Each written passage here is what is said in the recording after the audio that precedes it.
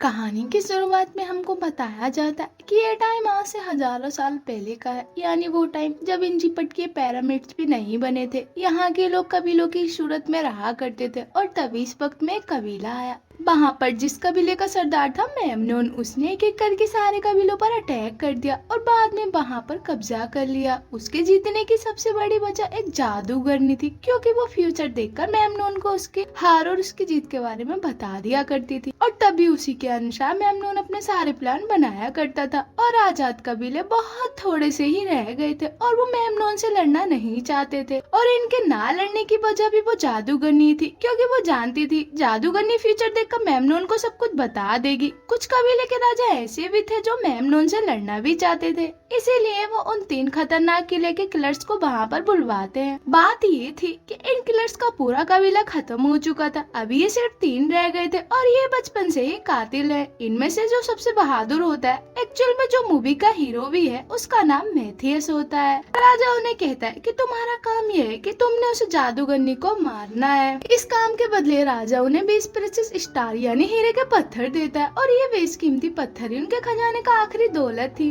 तब मेथियस कहता है कि तुम्हारा काम हो जाएगा। इधर राजा का बेटा अपने पिता के इस फैसले से खुश नहीं था। तब मेथियस अपने भाई और साथी के साथ उस जगह पहुंच जाता है जहां किंग मेमनोन रुका हुआ था। ये तीनों वहां जादूगरनी को ढूंढने लगता है, लेकिन इससे पहले ये जादूगरनी तक पहुंच पाते मेमनोन के सोल्जर इन्हें देख लेते हैं और इन पर तीर चलाने लगते हैं। और यहाँ मेथियस को साथी मारा जाता है और उसके भाई को पकड़कर कैद कर लिया जाता है। यहाँ मेथियस जादूगरनी तक पहुँच जाता है और जैसे ही जादूगरनी को तीर मारने वाला होता है, तभी वो मेथियस कहती है कि तुम्हारे साथ धोखा हुआ है। लेकिन इससे पहले वो जादूगरनी को मार पाता, वहाँ पर मेमनोन के सोल्जर आ जाते हैं और मेथियस को पकड़ लेते हैं और उसे किंग मेमनोन के पास ले जाते हैं। यहाँ पर राजा का बेटा भी आ चुका था। असल में राजा का बेटा इसलिए आया था क्योंकि उसने अपने फादर को मार दिया था और वो मेमनोन के साथ हो गया था। ये उसी किंग का बेटा था जिसने मेथियस को उस जादूगरनी को मारने को भेजा था। यहाँ पर मेमनोन उसके भाई को उसके आंखों के सामने ही मार डालता है। इसके बाद वो मेथियस को भी मारने वाला होता है, लेकिन तभी जादूगरनी मेमनोन को रोक देती है। वो उससे कहती है कि अगर तुमने इसे मारा तो हमारे साथ बुरा हो जाएगा और जो कुछ हमने जीता हम वो सब कुछ खो देंगे, क्योंकि मैं इसके बारे में जान गई हूँ। ये गॉड के अच्छे लोगों में से एक है और इसीलिए गॉड इस पर मेहरबान है। और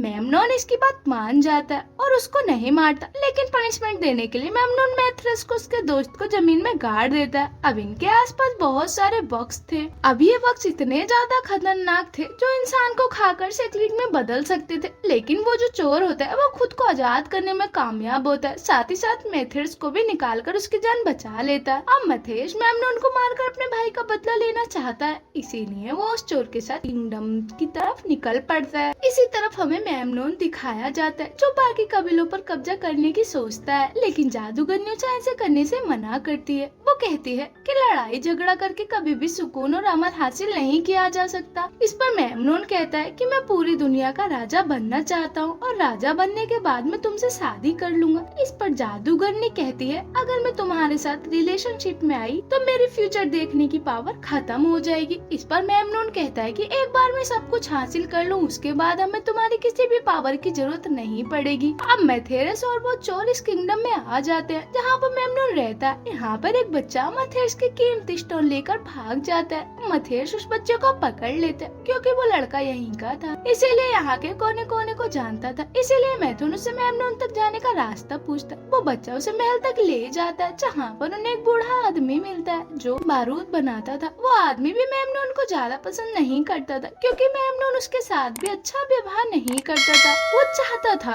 कि वो ये बारूद बनाकर उसे मेमनोन के खिलाफ यूज करे। यहाँ पर मेथियस उसे पूछता है कि इस वक्त मेमनोन कहाँ पर है। इस पर बारूद बनाने वाला बूढ़ा आदमी कहता है कि इस वक्त मेमनोन अपनी तलवारबाजी में लग रहा होगा। तब ये बच्चा मेथियस को वहाँ तक ले जाता है, लेकिन ऊपर चढ़ने से पहले मेथियस उस बच्चे को एक कीमती स्टोन देता है। मेथियस उससे कहता है कि रख लो इसे, क्योंकि इसके पास वो कीमती स्टोन था जो मेथियस ने उसे दिया था। मेमनोन के सोल्जर उस बच्चे का हाथ काटने लगता है, इसीलिए मेथियस को ना चाहते हुए मेमनोन को छोड़कर उस पर निशाना लगाना पड़ता है जहाँ पर उस बच्चे का हाथ काटा जा रहा था। मेमनोन के सोल्जर मेथियस को देख लेते हैं और उस पर तीर चलाने लगते हैं। मथेरस अपनी जान बचाने के लिए एक रूम में आ जाता है जहाँ पर सामने वो जादूगरनी बैठी हुई थी। अब यहाँ पर जबरदस्ती मथेरस जादूगरनी को पकड़कर कमरे से बाहर ले जाता। मथेरस जानता था कि मेमनोन जादूगरनी को ढूंढते हुए बाहर जरूर आएगा और जब वो बाहर आएगा तो मथेरस उसे मार देगा और बाद में जादूगरनी को भी मार देगा। इसके बाद वो मरे हुए लोगों की घाट की तरफ निकल जाता है। रात को जब ये सो रहे होते हैं तब जादूगरनी भागने की कोशिश करती है। मथेरस को इस बारे में पता लग जाता है और वो जादूगरनी को पकड़ लेता है और मथेरस जादूगरनी से कहता है क्या तुम दोबारा मेमनून के पास जाना चाहती हो? तब जादूगरनी कहती है उसने मुझे बचपन से कैद करके रखा है। इस पर मथेरस कहता है कि जब मैं उस दिन आया था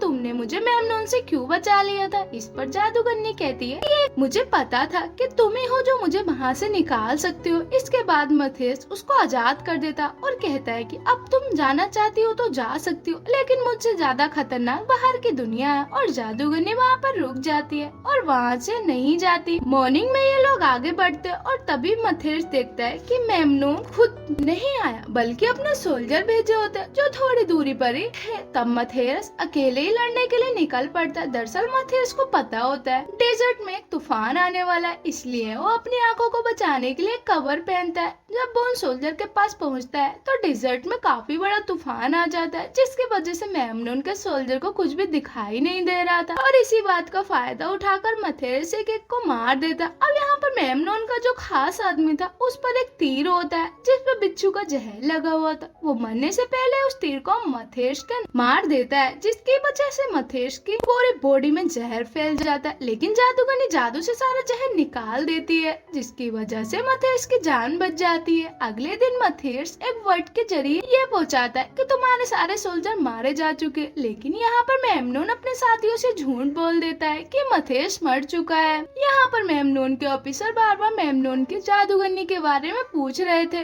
मेमनून यहाँ भी झूठ बोल देता है कि जादूगरनी की तबीयत ठीक नहीं है और वो महल में ही है। वो जानता था कि अगर उन्हें पता चल गया कि जादूगरनी महल में नहीं है उनके जो बुलंद हौसले वो सारे टूट जाएंगे। उधर मथेरस और तीनों जो पानी की तलाश में थे उस डेजर्ट में घूम रहे होते हैं, लेकिन तभी अचानक वहाँ पर एक ब्लास्ट होता है और जब ये लोग चेक करते हैं तो देखते हैं यानी वो ही बूढ़ा आदमी बारूद बनाने वाला होता है और अब उसने बारूद बना लिया है और वो जादूगरनी को देखकर यहाँ पर बहुत खुश होता है। इसके बाद में ये सब पानी की तलाश में आगे बढ़ जाते हैं और उन्हें एक जगह पानी मिल भी जाता है, लेकिन तभी वहाँ पर बहुत सारे सोल्जर आ जाते हैं और वो उन्हें फ्रीजर बनाकर अपने साथ ले जाते हैं जहाँ पर एक काफी बड़ा कबीला मेमनून से छुपकर रह रहा होता है। और उस कबीले का जो सरदार था मथेरस को पहले से जानता था, लेकिन वो एक दूसरे को अच्छा नहीं समझते थे। तभी कबीले का सरदार कहता है कि इस जादूगरनी को मेरे पास लाओ। तभी मथेरस कहता है कि जिसको भी इसे ले जाना होगा उससे पहले मुझसे लड़ना होगा। यहाँ पर कबीले के सरदार और मथेरस के बीच लड़ाई होती है।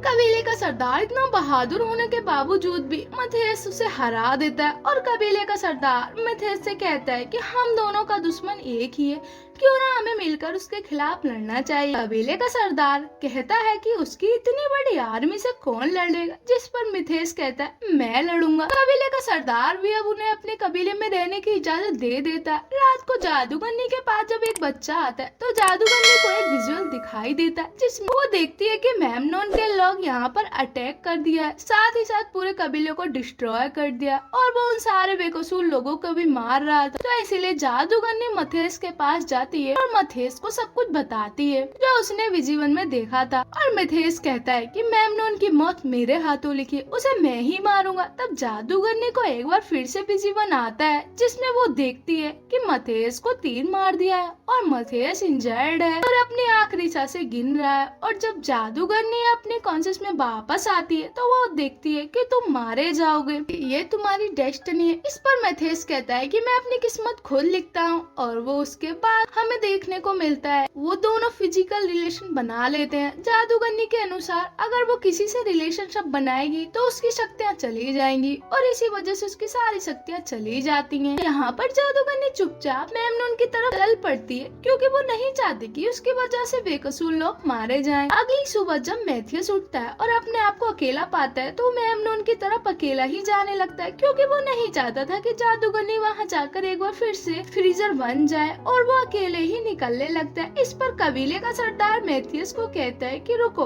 हम भी तुम्हारा साथ देंगे। इसके बाद मेमनोन का सीन दिखाया जाता है, जिस पर मेमनोन के सोल्जर बाबा जादूगरनी के बारे में पूछते हैं, क्योंकि अगले दिन इन्होंने हमला करना था। लेकिन मेमनोन के पास इनके सवाल का कोई जवाब नहीं होता है और थोड़ी देर में वहाँ पर जादूगरनी आ जाती है और वो सबको बताती है कि कल की जंग में हमारी ही जीत होगी। दुश्मन खुद पे खुद यहाँ चले आएंगे और यहाँ मेमनोन को जादूगरनी पर शक हो जाता है कि वो अपनी पावर्स खो चुकी है और तब वो जादूगरनी को चेक करने के लिए 6 घड़े मंगवाता है, जिनमें कि 4 के अंदर स्नेक होते हैं और 2 के अंदर नहीं होते हैं और जादूगरनी को अपना हाथ उस घड़े में अंदर डालना होगा जिसके अंदर स्नेक ना हो। दूसरी तरफ दिखाया जाता है कि मथेस के कुछ साथी मेमनोन के किंगडम में एंटर हो जाते हैं और उस बूढ़े आदमी ने जो बारूद बनाए थे उसके साथ मिलकर वो आगे बिछा दिए जाते हैं। महल के अंदर मेमनोन जादूगरनी का इम्तिहान ले रहा होता है और जादूगरनी उस घड़े के अंदर हाथ डाल देती है जिसके अंदर सांप होता है और वो उस घड़े के अंदर से सांप निकालती है जो कि उसे नहीं काटता और जादूगरनी मेमनोन को कहती है कि तुम एक संगदिल और सेल्फिश राजा हो। और ये सुनकर मेमनोन को गुस्सा आ जाता है, लेकिन इससे पहले वो जादूगरनी को मार पाता मैथियस वहाँ आ जाता है और मेमनोन और मैथियस एक दूसरे के आमने सामने होते हैं। तभी दोनों के बीच लड़ाई होने लगती, जिसने अपने फादर यानी राजा को मारकर मेमनोन से हाथ मिला लिया था। और मैथियस की लड़ाई में मेमनोन मैथियस की आंखों में राख डाल देता है, जिसे जादूगरनी देख लेती है। अब जादूगरनी मैथियस के आगे आना चाहती है ताकि ये तीर उन्हें लग जाए, लेकिन जब मैथियस ये देखता है तो जादूगरनी को लेकर पलट जाता है और तीर मैथियस की कमर में लग जाता है। ये वो ही मोमेंट था जब जादूगरनी ने अपने जादू से इनका फ्यूचर देखा था और तभी ये तीर वाला आदमी उसे मारने के लिए उसकी तरफ बढ़ता है, लेकिन तभी जादूगरनी उसे ही मार डालती है।